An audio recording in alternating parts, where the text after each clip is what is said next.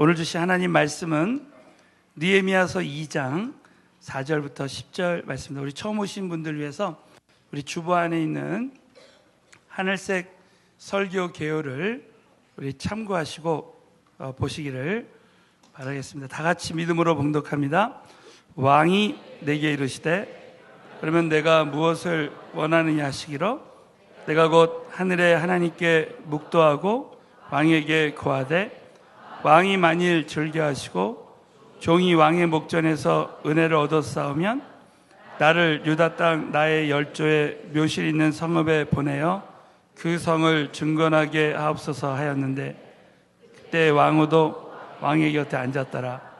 왕이 내게 이르시되 내가 몇 날에 행할 길이며 어느 때에 돌아오겠느냐 하고 왕이 나를 보내기를 즐겨하시기로 내가 기한을 정하고 내가 또 왕에게 아뢰되 왕이 만일 즐겨하시거든 강서편 총독들에게 내리시는 조서를 내게 주사 저희로 나를 용납하여 유다까지 통과하게 하시고 또 왕의 살림감독 아삽에게 조서를 내리사 저로 전에 속한 영문의 문과 성곽과 나의 거할 집을 위하여 들보 제목을 주게 하옵소서 하매 내 하나님의 선한 손이 나를 도우심으로 왕이 허락하고 군대 장관과 마병을 보내어 나와 함께 하시기로 내가 강서편에 있는 총독들에게 이르러 왕의 조서를 전하였더니 호론 사람 산발락과 종되었던 암몬 사람 도비아가 이스라엘 자손을 흥황케 하려는 사람이 왔다함을 듣고 심히 근심하더라. 아멘. 저는 이 말씀을 통해서 큰 은혜가 함께 하실 줄로 믿습니다. 주일마다 느헤미야 50일 기적의 말씀을 시리즈로 나누고 있습니다. 어떻게 하면 느헤미야가 성벽을 52일 만에 재건했듯이 어떻게 하면 우리 삶 가운데 하나님의 기적이 일어날 수 있을까에 대한 말씀을 나누고 있습니다. 우리 첫 번째 시간으로 하나 되면 하나님의 큰 역사를 이룹니다 라고 나눴습니다. 우리 한번 옆 사람에게 한번 선포하겠습니다. 하나 되면 하나님의 큰 역사를 이룹니다. 그래서 우리 에베소서 4장 3절에 보면 성령이 하나 되게 하신 것을 힘써 지키라 그랬습니다. 우리 지난 금요 집회 때도 잠깐 나눴지만 저희는 지난주에 우리 교인들 38명이 아프리카 탄자니아에 가서 사랑의 불꽃 일기를 하고 참 이번에 큰 하나님의 역사가 일어났어요. 저는 사랑의 불꽃을 할 때마다 선교지에 우리 교인들하고 나갈 때마다 계속 느끼는 것은 우리가 하나 될 때 하나님의 기적이 일어난다는 것입니다. 정말 하나 되니까 이번에도 큰 하나님의 은혜를 부으셨어요. 탄자니아 요번에 그 아프리카 탄자니아를 갔는데 깜짝 놀란 것은 탄자니아 공항에 이제 딱 도착해서 밖으로 나갔는데 이 탄자니아는 우리나라는 12월, 1월, 2월이 겨울이잖아요. 근데 탄자니아는 6, 7, 8월이 겨울이에요. 겨울인데 공항에 딱 나가니까 온도가 35도예요. 그러니까 한국의 여름보다 더운 거예요. 탄자니아의 겨울은 한국의 여름보다 덥더라고요. 우리 팀 멤버들이 정말 하나님 앞에 참 하나 돼서 또 기도하니까 하나님이 또 어떤 은혜를 주셨냐면 우리 수양관에 갔는데 신기하게 그 다음 날부터 바람이 불기 시작하는 거야. 찬바람이 막 불어요. 그래서 제가 오늘 그 갔다 온 우리 찬양팀 우리 형제님한테 그때 찬바람 불었냐 했더니 약간 머뭇길래 그러면 칼바람이 불 거라고 제가 조크를 했습니다. 바람이 부는데 셋째 날부터는 막 찬바람이 불기 시작해요. 우리 팀 멤버들 다녀오시면 알겠지만 이것은 다 하나님이 역사하시는 줄로 믿습니다. 하나님께서 역사하시니까 탄자니아에 하나님이 참 이 바람을 불어주시더라고요. 그래서 우리가 참 넉넉하게 그 모든 사역을 잘 감당하고 이번에 그 모기가 참 많았어요. 근데 우리 한 선교사님이 저에게 목사님 몸에다가 뿌리는 모기약을 뿌리면 좋대요. 그래서 몸에다가 모기약을 샥샥 뿌리더니 그 다음날 일어났는데 모기한테 한 번도 안 물렸어요. 제가 성교지 가서 모기한테 안 물린 건 처음이에요. 근데 이 모기약을 쫙 뿌리니까 모기가 한 마리도 안 물었던 것처럼 갑자기 무슨 생각이 들면 이거 예수의 피를 뿌려야 되겠다. 예수의 피를 뿌리면 이 탄자니아의 모든 어둠의 세력들이 얼씬도 못하겠다. 그래서 우리가 그냥 예수의 피를 뿌리고 예수의 피로 하나 되니까 기적이 일어난 줄로 믿습니다. 그래서 우리가 하나 될 때 하나님의 기적이 일어납니다. 여러분, 그래서 부부가 하나 되고 가정교회가 하나 되고 그룹이 하나 되고 교회가 하나 되면 얼마든지 하나님의 역사를 이루신다고 여러분 꼭 믿으시고 하나 되는 우리 성도님들 되시기를 예수의 이름으로 축원합니다. 느헤미야가 성벽을 건축할 때 42개 구간을 38개 가문이 나눠서 이 성벽을 건축했어요. 또 15개 그 다른 직업을 가진 사람들이 75명의 사람들이 함께 동참할 때 52일 동안 성벽이 재건되는 기적이 일어났어요.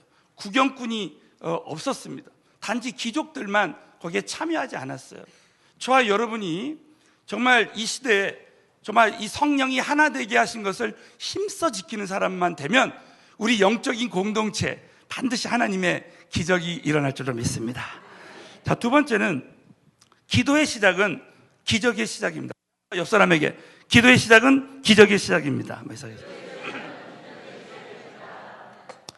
느헤미야서 1장 4절에 보면 우리 한번 다 같이 한번 읽어볼까요? 시작. 내가 이 말을 듣고 앉아서 수일 동안 슬퍼하며 하나님 앞에 금식하며 기도하여 그랬어요. 느헤미야는 성벽이 회파됐다는 소식을 듣고 기도하기 시작했어요.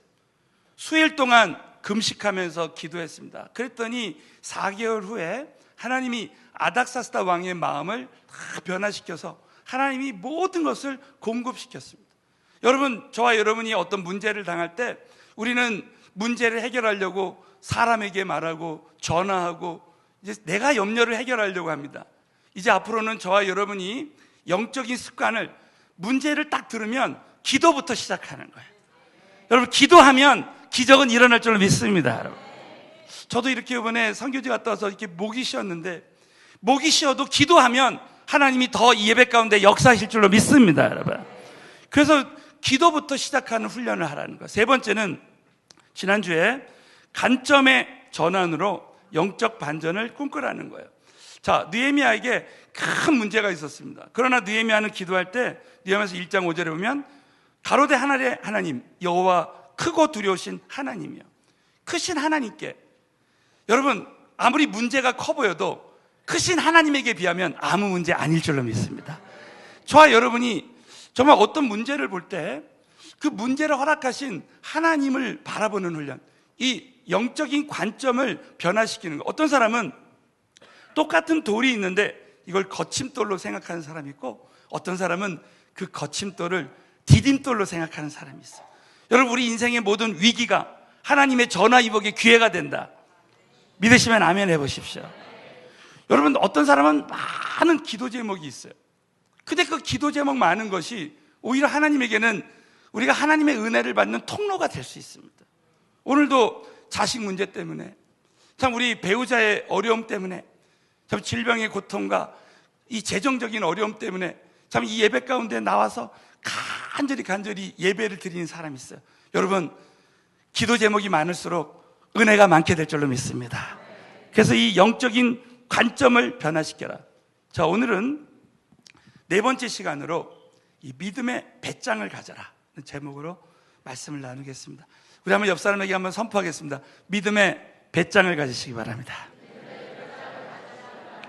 오늘 이 느헤미야를 보면 왕에게, 아닥사스다 왕에게 믿음의 배짱을 가지고 요구했습니다. 저는 그래서 이 말씀을 묵상하다가 이건 느헤미야야말로 정말 믿음의 사람뿐만 아니라 믿음의 이 배짱을 가진 사람이다. 그래서 오늘 제목을 참 그렇게 붙여봤어요. 우리 제가 지지난 주간에 우리가 믿음으로 기도할 때 믿음의 크기가 응답의 크기를 결정한다 그랬어요. 느헤미야의 믿음의 크기가 느헤미야의 응답의 크기를 결정했습니다. 오늘 저와 여러분이 이 말씀을 통해서 정말 믿음의 정말 배짱을 갖는 저와 여러분이 되어졌으면 좋겠습니다. 여러분, 저는 이 말씀을 통해서 믿음의 배짱을 가진 사람의 이 느헤미야를 통해서 세 가지 특징에 대해서 함께 나누기를 원하는데, 여러분이 한번 이 말씀을 정말 오늘 나의 삶 가운데 적용했으면 좋겠습니다. 첫 번째는, 믿음의 배짱을 가진 사람은 큰 위험을 뚫고 나가는 사람이라는 거예요. 자, 우리 한번 느헤미야서 1장 2절에 보면 느헤미야가 믿음을 가질 때 위험도 같이 따라왔습니다. 다 같이 한번 믿음으로 봉독하겠습니다. 아닥사스다 왕 20년 니산월에 왕의 앞에 술이 있기로 왕에게 드렸는데, 이전에는 내가 수색이 없었더니 내게 이르시되 내가 병이 없거늘 어찌하여 얼굴에 수색이 있느냐, 이는 필연 내 마음에 근심이 있음이로다. 그때 내가 크게 두려워하여. 자, 여러분 오늘 이 말씀을 보면 아닥사스다 왕 20년 니산월에, 이 니산월은 우리로 말하면 3월 4월이에요 처음에 기스를월에 느헤미야가 성벽 회파의 소식을 듣고 기도하기 시작했습니다. 기스를월은 11월과 12월이에요 자, 그때 기도할 때 4개월 후에 이런 기적이 일어났습니다. 자, 왕의 앞에 술이 있기로 내가 들어 왕에게 드렸다는 거예요. 여러분, 이 느헤미야의 직책은 술관원장입니다. 왕의 경호실장으로 술에 독이 있는지 없는지 그것을 확인하고 술을 드리는 거예요. 술을 드릴 때 이전에는 내가 왕의 앞에서 수색이 없었습니다. 그럴 때 왕이 나에게 이렇게 말하는 거예요. 내가 병이 없거늘 어찌하여 얼굴에 수색이 있느냐, 이는 필연 내 마음에 근심이 있음이로다. 여러분, 이 말씀은 뭡니까? 이제 왕이 의심할 수도 있다는 거죠. 그때 내가 크게 두려워했습니다. 느헤미야가 이렇게 크게 두려워한 이유가 무엇이었을까? 여러분, 이 느헤미야서에는 이런 말씀이 나오지 않지만 에스라서를 보면 그 답이 나옵니다. 다 같이 한번 우리 에스라서 4장 23절 24절을 크게 한번 봉독하겠습니다. 아닥사스다 왕의 조서 초본이 롬과 서기관 심세와 낭독됨에 저희가 예루살렘으로 급히 가서 유다 사람들을 보고 권력으로 억제하여 그 역사를 그치게 하니, 이에 예루살렘에서 하나님의 전 역사가 그쳐서 바사왕 다리오 제2년까지 이르니라. 자, 느헤미야는 성벽을 재건하길 원합니다. 그런데 여러분, 놀랍게도 아닥사스다 왕이 그 이전에 조서를 내려서 24절을 보면 예루살렘에서 하나님의 전 역사가 그쳐버립니다. 이 성벽을 건축하는 것은, 예루살렘의 성벽을 건축하는 것은, 이것은 이 왕의 결정이 아니에요. 이 왕은 이 성벽을 건축하기를 원치 않습니다. 그러니 얼마나 여러분 느헤미야가 이제 수심이 가득했겠습니까? 자, 그럼에도 불구하고 느헤미야는 하나님이 하실 줄로 믿고, 느헤미야 2장 3절을 한번 보시겠습니다. 느헤미야 2장 3절에 느헤미야가 이렇게 믿음으로 말합니다. 다 같이 봉독하겠습니다. 왕이 대답하되 만세수를 하옵소서. 나의 열조의 묘실 있는 성읍이 이제까지 황무하고 성문이 소야되었어 얼굴에 수색이 없어. 자, 여러분, 이 말씀을 보면 느헤미야가 먼저 지혜롭게 왕에게 말합니다. 왕은 만세수를 하옵소서. 이 말은 뭡니까? 왕은 오래 사시기 바랍니다. 여러분, 연세 드신 분들이요, 오래 살라고 하면 오래 사시기 바랍니다 참 기뻐합니다. 저는 며칠 전에 저희 어머님이 85세 생신이었습니다. 그래가지고 어머니에게 제가 이제 성교지 가니까 갈 시간이 없어서 이번에는 전화를 해서 어머니에게 어머니 요즘 건강하시죠? 했더니 건강하대. 제가 볼 때 우리 어머니는 100살까지 사실 거라고 그랬어요. 그랬더니 어머님이 야, 무슨 소리야, 늙으면 죽어야지, 이렇게 말씀하셨는데 그러지 않아도 내 친구들도 다 그러더라고요. 그러니까 어머니가 100살까지 사시라니까 너무 좋아하시는 거예요. 그래서 제가 가끔 우리 어머님한테, 부모님한테는 오래 사시라고 그래 말해야 되겠다. 자, 여러분, 느헤미야가 왕 앞에서 지혜롭게 이렇게 먼저 만세수를 하옵소서 한 다음에 느헤미야가 믿음으로 말합니다. 나의 열조 묘실 있는 성읍이 이제까지 황무하고 성문이 소화되었사오니 내가 어찌 얼굴에 수색이 없사오리. 여러분, 이것은 한마디로 말하면 목숨을 건 말입니다. 자신이 이미 아닥사스다 왕의 결정은 성벽을 건축하지 않는 것입니다. 왕의 결정에 반대되는 말을 하는데 여러분 얼마나 이것은 위험이 따라오는 거예요. 그런데 여러분 왜 느헤미야가 이렇게 위험이 있지만 위험을 무릅쓰고 나갔겠습니까? 그것이 바로 하나님의 뜻이었기 때문에 그래요. 사랑하는 성도 여러분, 하나님의 뜻이라면 우린 믿음으로 어떤 위험도 무릅쓰고 나갈 수 있게 될 줄로 믿습니다. 여러분, 성경에 하나님이 쓰시는 사람들의 공통점이 뭡니까? 그것은 정말 믿음으로 어떤 위험도 무릅쓰고 나가는 거예요. 여러분, 아브라함을 보시죠. 우리 금년도에 아브라함은 정말 구약의 선두주자로 쓰임받았습니다. 우리가 어떤 분야에서든지 선두주자로 나갈 때 큰 위험이 따라오는 거예요. 아브라함은 본토 친척 아비 집을 떠나라, 갈 바를 알지 못하고 떠났지만 그 모든 길이 한 번도 걸어가 보지 않았던 길을 걸어가는 거예요. 그러니까 얼마나 큰 위험이 따라옵니까? 여러분, 우리가 참 믿음으로 사업을 해도요, 한 번도 걸어가 보지 못한 길을 걸어갑니다. 그러나 믿음의 사람들은 그 길을 믿음으로 걸어가는 거예요.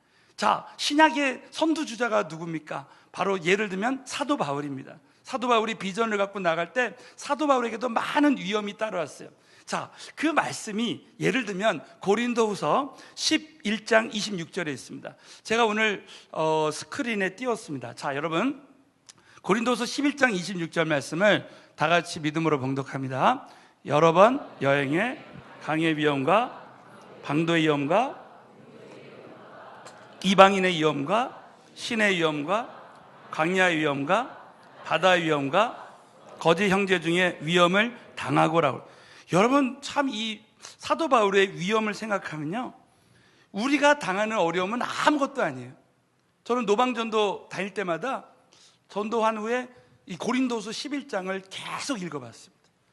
사도 바울이 당하는 어려움을 생각하면 참 전도할 때, 주일할 때 겪는 그런 어려움과는 정말 비교가 안 되는 거예요.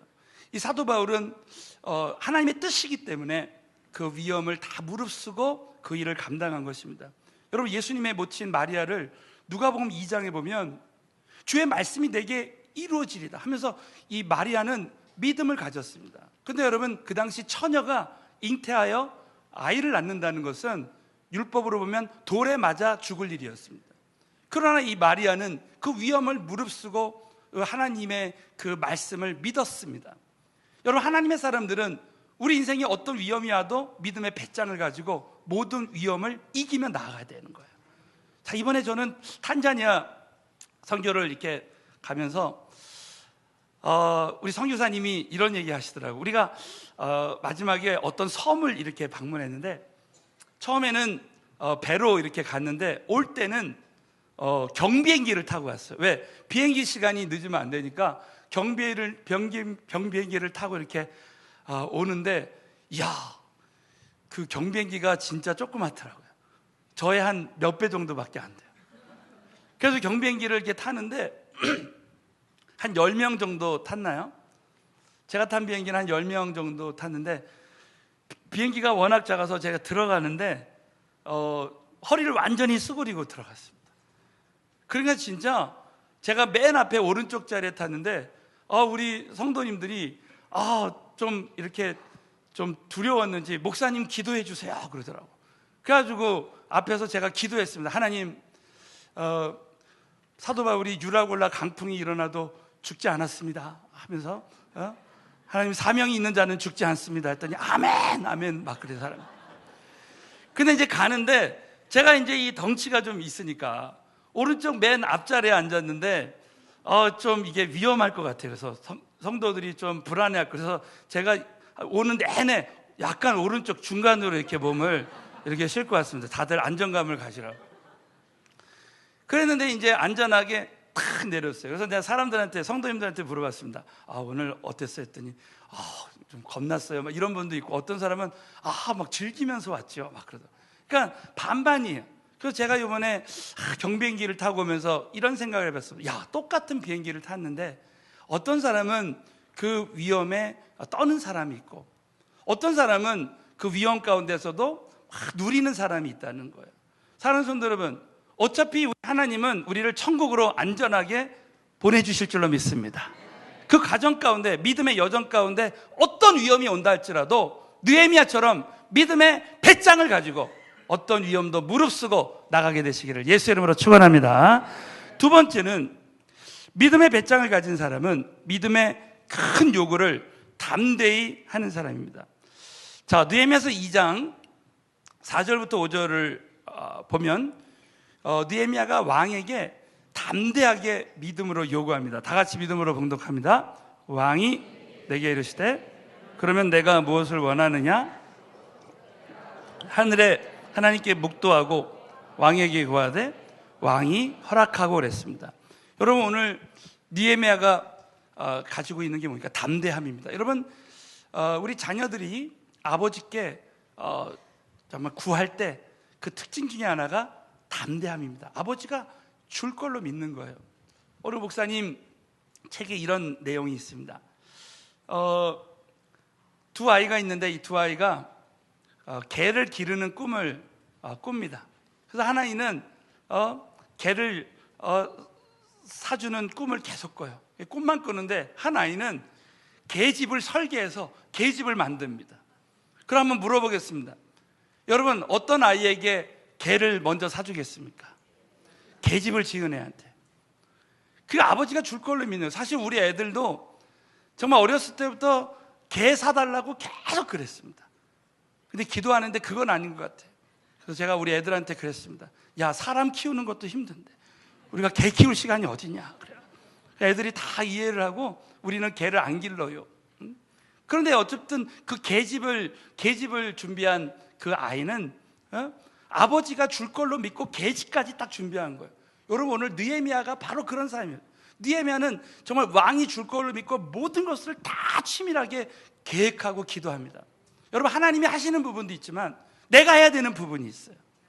오늘 이 말씀 한번 예를 들어서 나에게 한번 적용해요. 첫 번째는 느헤미야가 자신을 보내요. 예루살렘 성을 증건하게 해달라고 요구합니다. 자, 오늘 본문 말씀 느헤미야서 2장 5절을 한 번 더 크게 한번 봉독합니다. 왕에게 구하되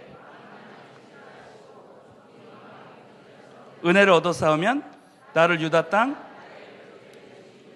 성읍에 보내어 그 성을 증건하게 하옵소서. 여러분, 이 말씀이 왜 느헤미야의 담대한 요구가 들어있냐고 생각할 수 있냐면, 여러분, 느헤미야는 그 당시 자리를 비울 만한 위치가 아니죠. 우리 보통 이 대통령 경호실장 정도 되면요, 절대 자리를 비우면 안 됩니다.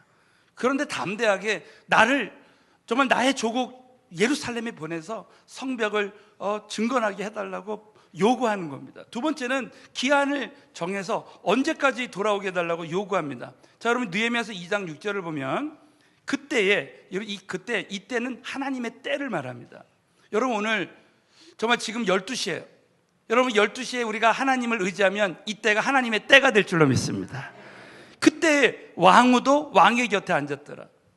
여러분, 많은 성경학자들이 왜 왕후가 이때 옆에 앉았을까? 그것은 느헤미야가 이렇게 요구할 때 하나님이 도와주셔서 왕후를 옆에 앉게 하신 거라는 거예요. 그것은 왕후가 볼 때도, 야, 우리 왕은 이렇게 아량이 넓은 왕이다 라고 왕후 앞에서 그걸 보여주기 위해서, 그래서 느헤미야의 이 요구를 들어주기 위해서 하나님 왕후를 옆에 앉혔다라는 거예요. 여러분, 하나님은 참새 한 마리도 그냥 떨어뜨리지 아니하시고 머리털까지 세신 하나님께서 우리가 기도하면 모든 환경을 주관하시는 줄로 믿습니다. 그래서 여러분, 이렇게 왕이 내게 이르시되 내가 몇 날에 행할 길이며 어느 때에 돌아오겠느냐 하고 왕이 나를 보내기를 즐겨하시로 내가 기한을 정했다는 거예요. 여러분, 이 느헤미야는요, 적어도 52일, 성벽을 재건하는 기간이 52일이었는데 52일 이상을 요구했을 거라는 거예요. 얼마나 여러분 믿음의 배짱을 가지고 담대히 요구한 것입니까? 세 번째는 여정 동안 안전하게 갈 수 있도록 조서를 내려달라고 요구합니다. 느헤미야는 조서가 필요한 것까지 다 준비했어요. 자, 우리 느헤미야서 2장 7절을 다 같이 봉독합니다. 시작. 내가 또 왕이 만일 즐겨하시거든 강서편 조서를 내게 주사 저를 나를 용납하여 유다까지 통과하게 하시고. 느헤미야는 정말 이 계획적으로 치밀하게 기도도 하지만 이런 계획을 세웠다는 거예요. 또 마지막으로는 성을 재건하는 데 필요한 엄청난 양의 공사 자재를 믿음으로 요구합니다. 자, 느헤미야서 6장 8절을 한 번 더 봉독합니다. 또 왕의 살림 감독 아삽에게 조서를 내리사 저로 전에 속한 영문의 문과 성곽과 나의 거할 집을 위하여 들보 제목을 주게 하소서. 거기까지. 들보 제목을 달라고 이렇게 기도합니다. 자, 여러분, 느헤미야가 이렇게 왕 앞에 요구하는 것은 정말 왕에게 요구하는 것은 큰 요구라는 것이 예입니다. 마찬가지로 사랑하는 성도 여러분, 아닥사스 왕보다 크신 만왕의 왕 되신 우리 하나님께 저와 여러분은 큰 것을 요구해야 될 줄로 믿습니다, 여러분. 자, 이 근대 선교의 아버지라고 불렸던 윌리엄 캐리가 이런 유명한 말을 했습니다. 여러분, 이 말씀 혹시 볼펜이 있는 분들 한번 적어보세요. 하나님으로부터 큰 일을 기대하라는 거예요. 큰 일을 기대하라. 그리고 하나님을 위해서 큰 일을 시도하라는 거예요. 이것은 언제 들어도 정말 옳은 말이에요. 여러분, 우리가 한 번 사는 인생, 정말 하나님의 큰 일을 기대하고 하나님을 위해서 큰 일을 시도하시는 저와 여러분이 되어졌으면 좋겠습니다, 여러분. 여러분, 이왕 한 번 사는 거, 여러분, 오늘 저와 여러분이 그동안 기도응답 받지 못해서 내가 주춤하고 내 자화상이 다운될 수도 있어요. 그러나 오늘 이 말씀을 붙들고 여러분이 오늘 믿음으로 담대하게 요구하는 거예요. 자, 여러분 중에 오늘 불치병이 있습니다. 그럼 하나님 오늘 예배 가운데도 낫게 하여 주시옵소서. 그럼 하나님 얼마든지 해결해 주실 수 있습니다. 여러분이 오늘 인생에 큰 어려움을 당했습니다. 그러나 오늘 인생의 모든 나의 문제들을 하나님 손에 다 맡겨드릴 때 하나님이 오늘 예배 가운데서도 해결해 주시게 될 줄로 믿습니다, 여러분. 뿐만 아니라 기도를 시작하면 하나님 이제부터 하나님이 일하시기 시작할 거예요. 저는 이번에 탄자니아 다녀오면서 정말 이렇게 선교하는 교회를 섬긴다는 게 얼마나 감사한 일인지 다시 한번 깨달았어요. 이번에 탄자니아에 갔는데요, 이 복음의 문이 확 열려져 가지고 이 아프리카 선교의 문이 활짝 열렸습니다. 이번에 이제 우리가 청소년 캠프를 내년에 해야 되겠다, 그런 감동을 다 주셔가지고 내년도부터 그 탄자니아에 있는 이 청소년들 캠프를 통해서 청소년들이 성령 받고 정말 다음 세대를 준비하는 거예요. 그 어떤 마음이 드냐면, 탄자니아에 모스크바 우리 대형 집회와 같은 큰 집회가 조만간 열릴 것이다, 여러분 확신을 주셨습니다. 여러분, 정말 우리 교회가 이 북한 선교와 이 마지막 시대 세계 열방을 향한 정말 선두주자로 쓰임받는 교회가 될 것이다, 이렇게 확신하고 여러분이 모든 영역에서 하나님, 저도 선두주자로 쓰임받게 하여 주옵소서. 믿음으로 느헤미야처럼 믿음의 배짱을 가지고 담대하게 믿음의 큰 요구를 하시는 저와 여러분 되시길 다시 한번 주의 이름으로 축원합니다. 자, 마지막으로는 믿음의 배짱을 가진 사람은 하나님의 형통을 믿는 사람입니다. 자, 우리 한번 옆 사람에게 하나님의 형통을 믿읍시다. 믿음의 배짱의 근거가 뭐냐? 바로 하나님의 형통을 믿는 거예요. 여러분, 느헤미야는 참 하나님의 형통을 믿었습니다. 우리 느헤미야서 2장 8절에 보면 느헤미야가 이 모든 것을 왕에게 요구하시고 후반부에 보면 내 하나님의 선한 손이 나를 도우심으로 왕이 허락했다는 거예요. 여러분, 결국 하나님의 선한 손이 저와 여러분도 도와주실 줄로 믿습니다. 여러분, 이 하나님의 형통, 이 한국의 유명한 부흥사가 한번 이런 이야기를 한 적이 기억납니다. 이분이 어떤 말을 했냐면, 신통하면 인통하고 만사 형통한다. 자, 따라서 해서 신통하면 인통하고 신통하면 만사 형통한다. 신통한다는 게 뭐예요? 내가 하나님과 통하면, 하나님께 기도하고 하나님과 친밀함을 가지면 인통하고 인간의 사람과 통하는, 사람과의 그런 문제가 해결되고 만사 형통한다는. 근데 여러분, 성경에서의 형통이라는 말의 뜻은 항상 잘 되는 게 아니에요. 형통은 반드시 고통과 함께 갑니다. 여러분, 고통 가운데서 하나님, 여러분, 결국 형통이라는 말은 무슨 뜻이냐? 하나님의 선한 뜻이 이루어지는 걸 형통이라 그래요. 자, 고통 가운데서도 하나님의 선한 뜻이 이루어지는 형통한 삶을 살게 되시기를 축원합니다, 여러분. 예를 들면 요셉이 이제 애굽에 노예로 팔려갑니다. 사람들이 봤을 땐 형통하지 않아요. 감옥에 갔습니다. 사람들이 볼 땐 형통하지 않고 고통이 따라오는 삶이었습니다. 그런데 여러분, 그 애굽의 그 노예 생활을 통해서, 그 감옥의 삶을 통해서 요셉은 결국 하나님의 선하신 뜻이 이루어졌어요. 그 감옥에서 정치범인 술관원장을 만나서 그 꿈을 해석해서 바로왕의 꿈을 해석해서 총리가 되었습니다. 지나고 보면 우리 하나님의 사람들은 지금 당장은 어려움이 있고 방해가 있고 장애물이 있고 고통이 있지만 결국 그 일을 통해서도 하나님의 선한 뜻이 이루어지는 줄로 믿습니다. 이것이 바로 하나님의 형통이에요. 자, 오늘 느헤미야가 왕에게 요구했을 때 하나님이 다 들어주셨습니다. 그런데 그 이후로 이제 사단의 세력들이 방해하기 시작합니다. 그 말씀이 느헤미야서 2장 9절 10절에 나오고 있습니다. 자, 느헤미야서 2장 9절 10절에 어떤 어려움이 따라오는가? 시작. 군대 장관과 아시기로 내가 강서편에 있는 총독들에게 이르러 왕의 조서를 전하였더니 종되었던 암몬 사람 도비아가 이스라엘 자손을 흥황케 하려는 사람이 왔다함을 듣고 심히 근심하더라. 사단의 세력들이 느헤미야를 이제 방해하기 시작합니다. 어떻게까지 방해하냐면 느헤미야 2장 19절. 자, 어떤 방해가 있는가? 구체적으로 다 같이 봉독합니다. 호론 사람 산발랍과 종이 되었던 암몬 사람 도비아와 아랍에서는 게셈이 이 말을 듣고 우리를 업신여기고 비웃어 가로되 너희 하는 일이 무엇이냐? 왕을 배반코자. 네가 왕을 반대해서 성벽을 재건하려 하느냐 하면서 느헤미야를 이 마음을 탁 다운시켜 버립니다. 자, 사랑하는 성도 여러분, 저와 여러분의 그 사단의 여러분이 지혜를 할 때, 신앙생활 할 때 사단의 전략은 우리의 마음의 평강을 잃어버리게 하는 거예요. 자, 오늘 이 시간에 우리 가운데 있는 모든 어둠의 생각들은 다 떠나갈지어다.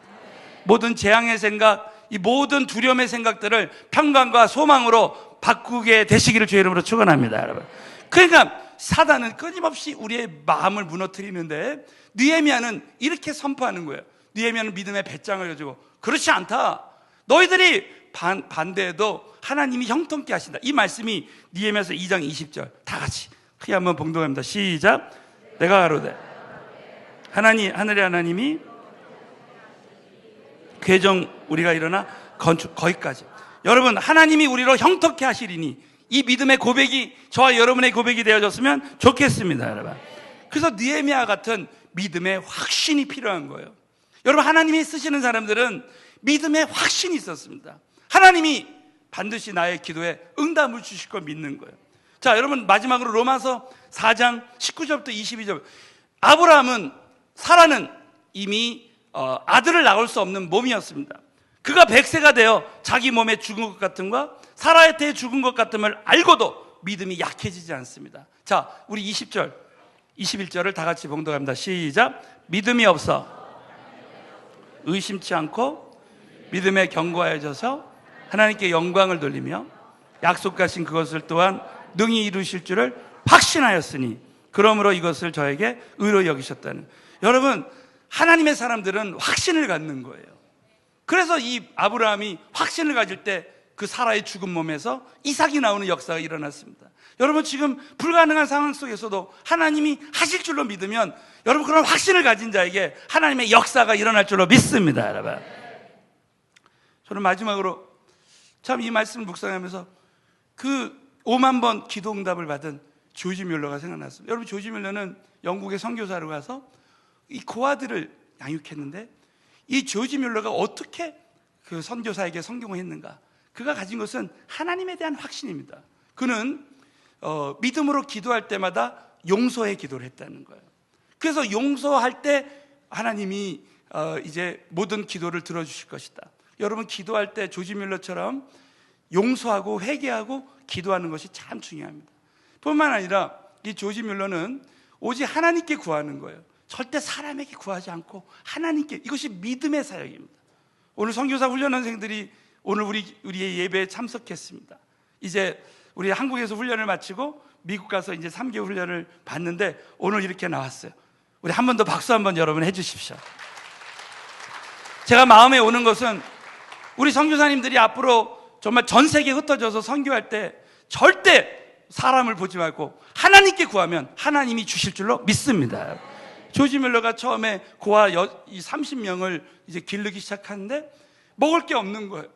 하나님께 기도만 했습니다.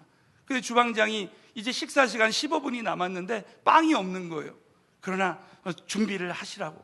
그래가지고 이제 접시 30개랑 이제 컵 30개를 준비했다고 합니다. 근데 5분 전인데도 아무런 소식이 없는 거예요. 그러나 조지 뮬러는 방에 가서 정말 하나님을 신뢰하면서 기도했다는 거예요. 그런데 여러분 5분 후에 갑자기 문 밖에서 빵빵빵 하는 소리가 들리는데 봤더니 어떤 트럭이 식료품 회사에서 이 고아원에 빵을 기증하라고 빵을 한 트럭을 갖고 온 거예요. 할렐루야. 정말 여러분 하나님께 기도할 때 우리에게도 이런 일들이 일어났으면 좋겠습니다. 그래서 여러분 조지 뮬러는 일평생 15만 명의 고아들을 기르고 63년 동안 지금 돈으로 80억 이상을 기부를 받았다는 거예요. 정말 하나님께만 구할 때 하나님이 다 해주신 거예요. 그래서 여러분 조지 뮬러가 했던 유명한 말이 있습니다. 하나님보다 앞서지 말고 성령보다 앞서지 말고 기도보다 앞서지 말아야 된다. 그리고 우리가 기도를 시작한다는 것으로는 부족하다. 기도 응답을 받을 때까지 끝까지 기도해야 된다. 여러분 이 말씀이 저와 여러분에게도 성취됐으면 좋겠습니다. 여러분. 이와 같이 믿음의 배짱을 가진 사람들은 이 하나님에 대한 확신을 가진 사람들이에요. 여러분 결론적으로 저와 여러분은 정말 느헤미야처럼 믿음의 배짱을 가지고 우리 모두가 큰 위험을 뚫고 나가고 또 큰 믿음의 요구를 담대히 하면서 하나님의 형통을 정말 믿으면서 우리가 나아가야 됩니다. 저는 이번에 탄자니아 선교를 이렇게 다녀오면서 저에게 주셨던 한 가지 영적 깨달음이 있었습니다. 그래서 우리가 마지막 날 이제 보트를 타고 이제 섬을 가는데 처음에는 모터보트를 타고 갔습니다. 그래서 이 모터로 가는 보트를 타고 저기 갔는데 거기도 한 10명 정도만 타야 되는 거예요. 8명에서 10명. 근데 올 때는 이 모터로 오지 않고 돛을 달아서 이 바람으로 오는 겁니다. 근데 여러분 놀랍게도 그 바람으로 오는 게 모터로 오는 것보다 더 빨리 오는 거예요. 깜짝 놀랐습니다. 그래서 갑자기 이제 그 선원들이 덫을 달기 시작하는데 큰 닻을 이렇게 다는 거예요. 근데 오는데 선교사님이 그 얘기를 하는 거예요. 이 배를 가만히 보면 그 십자가로 큰 나무를 가로 세로로 이렇게 탁 이제 십자가를 달았다는 거예요. 근데 이 나무는 엄청나게 무거운 나무래요. 근데 이 나무가 무거울수록 큰 돛을 달 수가 있다고 합니다. 이 배가 이 십자가를 가지고 가는데 굉장히 무거울 수 있다는 거야. 그러나 그 큰 십자가를 달 때 큰 바람이 불 수 있다는 거야. 그러면서 제가 어떤 말, 우리 인생에 정말 내가 져야 되는 십자가가 클 수 있어요. 그러나 사랑하는 성도 여러분, 큰 십자가가 큰 하나님의 능력이 될 줄로 믿습니다. 여러분. 그 십자가를 달고 나갈 때 하나님이 성령의 바람을 불어주시는 거야.